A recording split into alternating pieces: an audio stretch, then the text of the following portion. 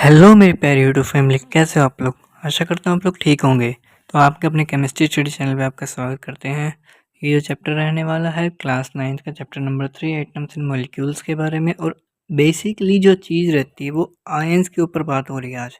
ठीक है, आयंस के ऊपर ही बात होगी और आयनिक कंपाउंड्स कैसे बनते हैं उनके ऊपर बात होगी। ठीक है, तो आज का जो टॉपिक रहता है अपना आयनिक कंपाउंड है। ठीक है, आयनिक कंपाउंड। अच्छा, आयनिक कंपाउंड को भी छोड़ो, कोई भी मान लो एक एक्स एटम है।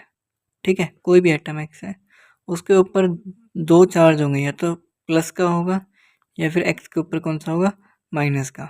अब ये प्लस और माइनस ही ये चार्ज बताते हैं कि वो कैसा कंपाउंड होगा। ठीक है, अब इनके ऊपर चार्ज आता कैसे, प्लस और माइनस। छोटी सी बात है, मान लीजिए आपके पास जो है अमाउंट, जो मान ले पैसे हैं, अगर आपके पास कहीं से पैसे आ रहे हैं बहुत सारे, ठीक है बहुत सारे, तो आपकी खुशी क्या होगी, बढ़ेगी, है ना।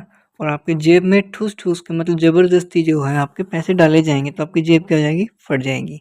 ठीक है, तो एक तरह से वो इलेक्ट्रॉन्स आते हैं, इलेक्ट्रॉन्स आते हैं और वो एटम एक्सेप्ट करता है, तो उसके ऊपर कौन सा चार्ज आता है, नेगेटिव चार्ज। ठीक है, कौन सा चार्ज आएगा उसके ऊपर, नेगेटिव चार्ज।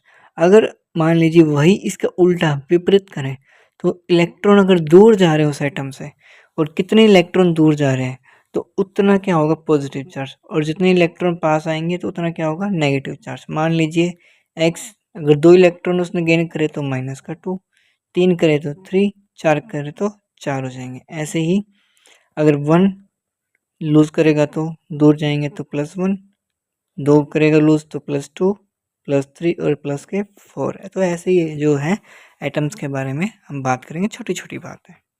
ठीक है, तो एन एटम और ग्रुप ऑफ एटम, कोई भी एटम या फिर पूरे एटम का समूह, ग्रुप, विच कैरीज पॉजिटिव और negative charge is called ion.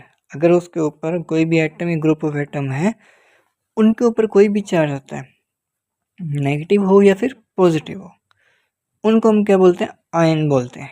ठीक है, वो किस कैटेगरी में लाई करेंगे, फिर वो आयंस की फॉर्म में।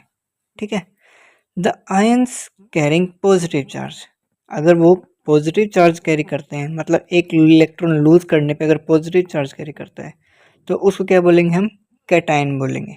ठीक है, क्या बोलेंगे, कैटायन। अगर वो आयंस कैरिंग नेगेटिव चार्ज, अगर वो एक इलेक्ट्रॉन एक्सेप्ट करने पे अगर उसके ऊपर नेगेटिव चार्ज कैरी करता है, तो क्या बोलेंगे हम उसे, एनायन बोलेंगे।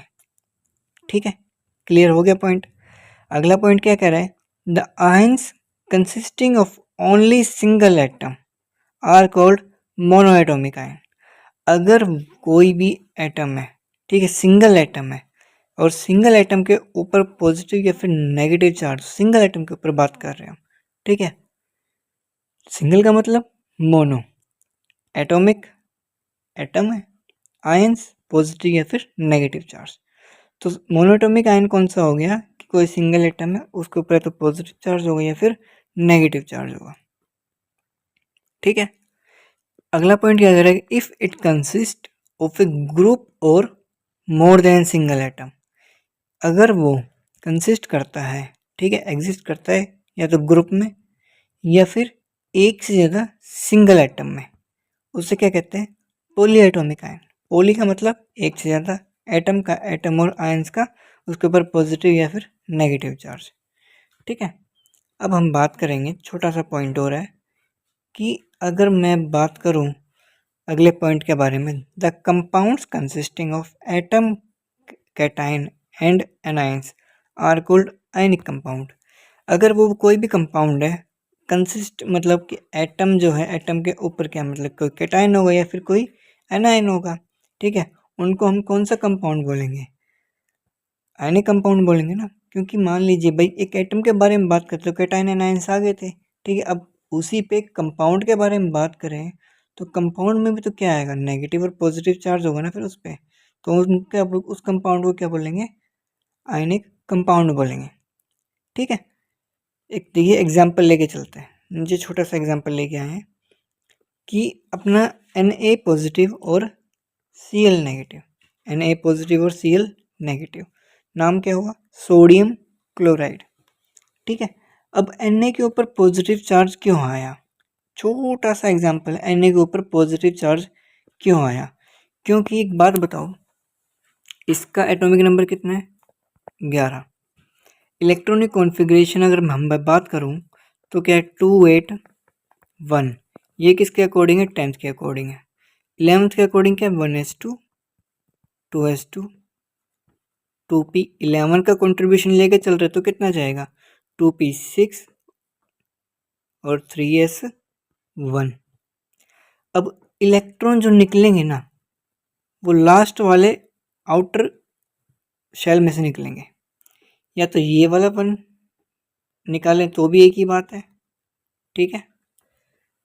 कौन से वाला? ये वाला। या फिर आपका ये वाला वन निकाल दो यहाँ से। अगर निकालने का मतलब यहाँ से आइटम में से क्या जाएगा? एक इलेक्ट्रॉन दूर जा रहा है, तो Na के पास कौन सा चार्ज आया? प्लस का 1। सेम कंडीशन में अगर मैं क्लोरीन के ऊपर बात करूँ मैं, तो क्लोरीन का एटॉमिक नंबर कितना होता है? कोई बताएगा भाई मुझे? तो क्लोरीन का एटॉमिक नंबर कितना अपना? 17, ठीक है। अब बात करें तो 9/10 के अकॉर्डिंग क्या रहता है? 287 इसका एटॉमिक नंबर है। अब एक चीज़ देखो तो लास्ट में जो है 7 जो आया है, इसको अपना क्या कंप्लीट करना है? ऑक्टेट। ऑक्टेट का मतलब इसको अपने सेल में 8 इलेक्ट्रॉन फुलफिल करने हैं। साथ में एक प्लस करेंगे तो कितने हो जाएंगे? 8। अच्छा चलो ठीक है, ये तो इसके अकॉर्डिंग हो गया। अब 11th-12th के अकॉर्डिंग लेके चलते हो 1s2, 2s2, 2p6, 3s2, 3p6, 4s1। ऊपर वाले इलेक्ट्रॉन्स का सम कितना हो गया? 10, 12, 6 18, 4s1 19। ये तो एक्स्ट्रा हो गया यार, तो इसमें 3p5 लिखेंगे, ठीक है।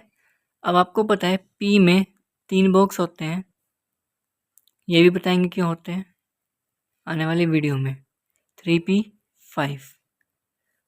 अब यहाँ पे इसको एक इलेक्ट्रॉन की तो रिक्वायरमेंट है ना। अब एक इलेक्ट्रॉन एक्सेप्ट कर लेगा तो एक, अभी हमने आपको बताया कि अगर एक एक्सेप्ट करता है तो कितना नेगेटिव चार्ज? एक नेगेटिव। इसलिए Cl के ऊपर क्या हो गया? एक नेगेटिव चार्ज आ गया, ठीक है। आई बात समझ में? अब नेक्स्ट हम बात करते हैं वैलेंसीज के बारे में। कुछ नहीं है, छोटा सा टॉपिक हो रहा है। वैलेंसीज के बारे में हम बात करेंगे तो वैलेंसी की डेफिनेशन क्या रही? अब हम बात करें वैलेंसी की। वैलेंसी की डेफिनेशन देखिए कि, अच्छा छोड़ो यार वैलेंसी के बारे में। सबसे पहले क्या रहता है इसके अंदर? कैपेसिटी रहती है, क्षमता रहती है क्या करने में? एलिमेंट दूसरे एलिमेंट के साथ जुड़ने में। तो पहला पॉइंट यही हो गया, it is the combining capacity of the element. जो कि एग्जाम्पल लेके चलते हैं H2O का। तो एग्जाम्पल लेके चलें H2O का। अब इसमें हाइड्रोजन की कंबाइनिंग कैपेसिटी और ऑक्सीजन की कंबाइनिंग कैपेसिटी। कंबाइनिंग कैपेसिटी का मतलब यहाँ से कि वो कितने एटम को एक्सेप्ट कर सकता है। अब हाइड्रोजन का एटॉमिक नंबर 1 है, ठीक है, और एटॉमिक मास भी कितना है? 1 है। इलेक्ट्रॉनिक कॉन्फ़िगरेशन है 1s1 या फिर 1। इसको अपना डबलेट पूरा करने के लिए कितने इलेक्ट्रॉन के, कितने एटम की जरूरत है? 1, ठीक है। तो हाइड्रोजन के ऊपर एक इलेक्ट्रॉन ये शेयर करेगा तो H के पॉजिटिव आता है। ऐसे 2 हाइड्रोजन आएंगे और ऑक्सीजन के पास कितने हैं? 2 इलेक्ट्रॉन है, ठीक है। वो आपस में शेयर कर लेंगे और क्या बनाएगा? H2O। हाइड्रोजन की कंबाइनिंग कैपेसिटी कितनी है? 1। लेकिन ऑक्सीजन की कंबाइनिंग कैपेसिटी कितनी है? 2, क्योंकि वो 2 हाइड्रोजन को एक्सेप्ट कर सकता है। आई समझ में? तो ये बात थी। अब देखिए इसको हमने लिखा किस तरीके से है कि it is equal to the number of hydrogen atom. किसके बराबर है? नंबर ऑफ हाइड्रोजन एटम किसके बराबर है? और नंबर ऑफ क्लोरीन एटम और double the number of oxygen atom which is 1 atom of the element combine. मतलब कि मान लीजिए हाइड्रोजन का 2 है, ठीक है। ये दोनों किसके बराबर होगा? एक तरह से ये ऑक्सीजन के एटम डबल एटम के मतलब कि बराबर हो गए। ठीक है, ऑक्सीजन के बराबर क्यों? क्योंकि उसके पास क्या है, कंबाइनिंग कैपेसिटी क्या है, डबल है, और एटम का मतलब हाइड्रोजन कंपैरिजन के साथ। ठीक है, नेक्स्ट हम बात करते हैं, छोटा सा पॉइंट हो रहा है कि valency of oxygen atom is 2, जैसे कि हमने बताया था, और they have capable to attach with the 2 hydrogen atom, और उसके अंदर क्षमता है कि अगर उनके पास 2 वैलेंसी है तो 2 हाइड्रोजन एटम को अटैच करने में उनके क्या है, कैपेबिलिटी है, क्षमता है। ठीक है, एग्जाम्पल ऊपर है ही H2O। ठीक है, अब हम बात करेंगे वैलेंसी ऑफ आयंस के बारे में कि द यूनिट ऑफ पॉजिटिव और negative charge present on the ion. ठीक है, अगर कोई भी यूनिट है किसी भी एटम के ऊपर, किसी भी हम एटम के ऊपर, एक ग्रुप ऑफ एटम के ऊपर पॉजिटिव और नेगेटिव चार्ज होते हैं तो उसको क्या बोल सकते हैं हम, आयन बोलते हैं। लेकिन कितने आते हैं वो उनकी वैलेंसी होती है। ठीक है, कितने पॉजिटिव या कितने नेगेटिव चार्ज आते हैं वो उनकी क्या होती है, वैलेंसी। जैसे कि सोडियम Na पॉजिटिव, तो यहाँ पे एक पॉजिटिव चार्ज है तो इसकी वैलेंसी कितनी हो गई, 1। Cl नेगेटिव, एक नेगेटिव चार्ज है तो इसकी भी क्या वैलेंसी हो गई, 1। अब वो गेन करेगा या लूज करेगा वो डिपेंड करेगा आने वाला एटम कौन सा है। ठीक है, अब ये Na पॉजिटिव और Cl नेगेटिव आपस में जुड़ जाएंगे क्योंकि ये एक डोनेट कर लेगा, आपस में शेयर कर लेंगे, और ये भी एक तरह से एक्सेप्ट कर लेगा। ठीक है, तो ये था अपना NaCl। तो ये थे अपने 2 छोटे छोटे टॉपिक, एक तो था अपना वैलेंसी, दूसरा क्या था अपना आयनिक कंपाउंड। ठीक है, नेक्स्ट जो टॉपिक आएगा इसी से रिलेटेड आएगा कि कंपाउंड कैसे बनाते हैं। ठीक है, तो चैनल पे बने रहिए, वीडियो को रेगुलरली देखते रहिए, और आने वाली वीडियो तक अपना ध्यान रखिए और नोट्स ज़रूर बनाइए। ठीक है, वीडियो शेयर हो या ना हो आप अपने नोट्स ज़रूर बनाते रहिए, क्योंकि नोट्स बनाएंगे तो वो हेल्पफुल रहेंगे। ठीक है, ये नोट्स हमने आप लोगों के लिए बनाए हैं, और कोई डाउट हो तो कमेंट बॉक्स में आप अपने डाउट ड्रॉप कर सकते हैं। ठीक है, तो तब तक के लिए अपना ध्यान रखें। Please take care, thank you, have a nice day.